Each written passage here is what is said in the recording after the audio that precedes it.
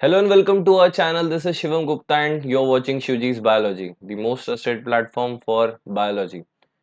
So you have signed in for recessive epistasis.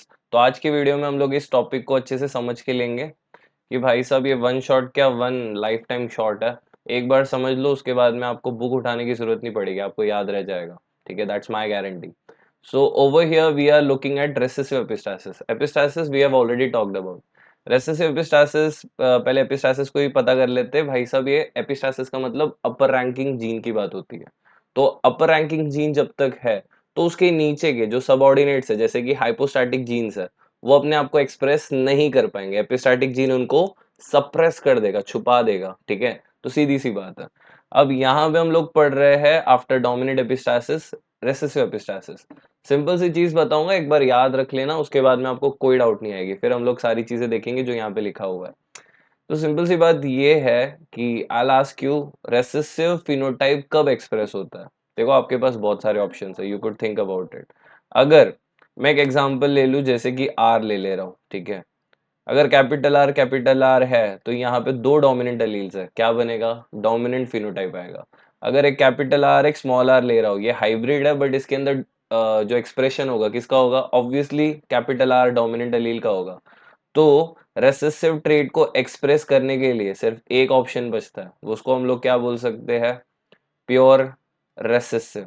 क्या बोलेंगे? Pure recessive.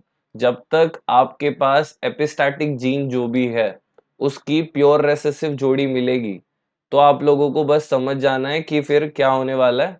वो बंदा एपिस्टैटिक है, रेसेसिवली एपिस्टैटिक हो रखा है। तो उसी चीज को यहाँ लिखा हुआ है। Here the recessive allele in homozygous condition लिखा है, recessive allele in homozygous condition, इसी की बात हो रही है। इसी को हम लोग होमोजाइगस बोल सकते हैं, रेसेसिव होमोजाइगस या फिर प्योर रेसेसिव बोल सकते हैं। Mask the effect of dominant alleles, जो डोमिनेंट एलील्स है उनको क्या कर देगा? हाइपोस्टैटिक बना देगा। फॉर एग्जाम्पल हम लोग यहाँ पे माइस के बॉडी के कोटिंग के बारे में बात करने वाले, बॉडी कलर के बारे में बात करेंगे। जैसे कि हम लोगों को दिया हुआ है the wild colour is known as agouti, या फिर ग्रेइश कलर का माउस होता है वाइल्ड कलर का, एंड वाइल्ड वाले, and is controlled by the gene called as A which is hypostatic to recessive allele. तो भाई साहब इन दोनों के बीच में डोमिनेंट कौन है? कैपिटल सी डोमिनेंट है। ठीक है, अच्छे से सुनते रहो मेरी बातें और पॉइंटर को फॉलो करो। जो स्मॉल सी हो रखा है, ये जो रेसेसिव अलील है ये डोमिनेंट है किसके ऊपर? कैपिटल ए के ऊपर। कैपिटल ए कुछ नहीं कर सकता ये सी के सामने। The dominant allele C is presence in the presence of A gives coloured mice. अगर आपके पास डोमिनेंट अलील है जैसे कि कैपिटल सी है तो उस चूहे का कलर क्या हो जाएगा? हमेशा जो सामने वाली कॉम्प्लीमेंट्री चीज है उसके हिसाब से हो जाएगा, कलर्ड माइस मिलेगा। मतलब कलर के चूहे मिलेंगे जैसे कि ग्रेइश या फिर ब्लैक कलर के। In presence of dominant allele C, A gives rise to agouti. So CCAA, अगर कैपिटल C है तो हमारे रेसेसिव एपिस्टासिस को हटाया जा रहा है, विल बी कलर्ड।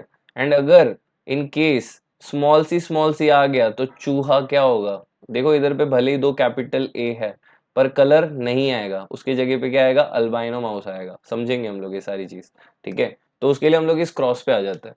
अब इस क्रॉसिंग के अंदर हमने पेरेंट्स लिए हैं दो। ठीक है, एक कलर्ड वाला लिया है। ठीक है, जो कि यहाँ पे हो सकता है जो भी कलर मिल जाए, अगौटी कलर मान लेता है। ठीक है, ये कलर्ड है। ठीक है, क्यों इसके अंदर? क्योंकि इसके अंदर कैपिटल सी है तो हमारा हाइपो एपिस्टैटिक जीन नहीं है। एपिस्टैटिक जीन यहाँ में कौन सा है? सबसे स्ट्रॉन्गेस्ट सबसे पावरफुल जीन कौन है यहाँ पे? तो ये हो रखा है एपिस्टैटिक जीन। ठीक है, किसकी बात हो रही है? स्मॉल सी की बात हो रही है, लोअर केस सी की बात हो रही है। यहाँ पे एपिस्टैटिक जीन हो रखा है बट इस केस में इसके पास सारे के सारे कैपिटल वाले सी है तो ये कलर्ड हो जाएगा। यहाँ पे अगर आप लोग देखोगे तो यहाँ पे प्योर रेसेसिव बन रहा है, मतलब हमारे एपिस्टैटिक जीन का जो चाहिए था रिक्वायरमेंट स्मॉल सी वो यहाँ पे है। तो इसीलिए चूहा क्या हो गया? अल्बाइनो। अल्बाइनो का मतलब बच्चों सफेद होता है, व्हाइट कलर का चूहा होता है। फिर हमने क्रॉस करवा दिए, F1 जनरेशन आया, फर्स्ट जनरेशन आया बच्चों का। बच्चे सारे कैसे निकले? हाइब्रिड्स। हाइब्रिड्स के अंदर देखो भाई साहब प्योर सीसी नहीं आया तो इसीलिए बच्चे क्या होंगे? कलर्ड। कौन सा वाला? अगौटी। अगौटी का मतलब क्या है? ग्रे कलर के सारे चूहे पैदा हुए। अब इन ग्रे चूहों में से हमने मेल और फीमेल को उठाया जो एक दूसरे के टेक्निकली सिबलिंग्स है, उनकी एक दूसरे के साथ क्या करवा दी? क्रॉस या फिर इसको बोलते हैं सेल्फिंग, जब सिबलिंग्स के साथ होती है तो हमने फिर यहाँ पे नोटिस करना है। नोटिस करोगे तो आपको देखने मिलेगा कि भाई साहब इनमें से आधे से ज्यादा जो चूहे हैं, ठीक है, वो अगाउटी अगाउटी लिखा हुआ है। Most of them are agouti. देखो अगाउटी, ग्रे ग्रे ग्रे, ये भी ग्रे हो गया, कितने सारे ग्रे हो रखे हैं। ठीक है, क्यों? क्योंकि यहाँ पे हमारा जो स्मॉल सी है वो नहीं बन रहा है। ठीक है, और ये जो कैपिटल ए है, कैपिटल ए है, ये जो कैपिटल ए वाला बंदा है, ये बेसिकली कोड कर रहा है अगाउटी के लिए। फिर इसके साथ में हम लोगों को नेक्स्ट यहाँ पे देखने मिल रहा है कैपिटल सी, स्मॉल है।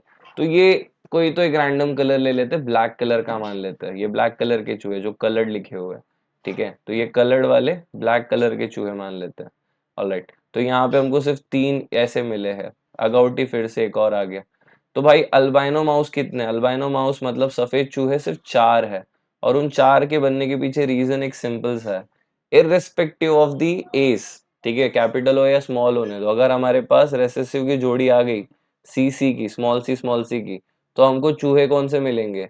अल्बाइनो मिलेंगे, मतलब सफेद मिलेंगे। तो भाई यही था मेरा समझाने का मकसद। जब तक आपको अगर स्मॉल सी मिल रहा है, तो आप लोगों के सामने अगर कैपिटल ए की जोड़ी होने दो, कैपिटल ए स्मॉल ए की जोड़ी होने दो, स्मॉल ए की जोड़ी होने दो, ये सारे के सारे लोग इसके सामने क्या हो रखे हैं? स्मॉल सी के सामने हाइपोस्टैटिक हो रखे हैं, मतलब लो रैंकर्स हो रखे हैं। ठीक है, तो ये क्या हो जाएंगे? छुप जाएंगे, मास्कड हो जाएंगे जब तक ये अपने को मिल रहा है। तो इन दोनों के बीच में बड़ा रैंकिंग वाला कौन है? स्मॉल सी, सीधी सी बात।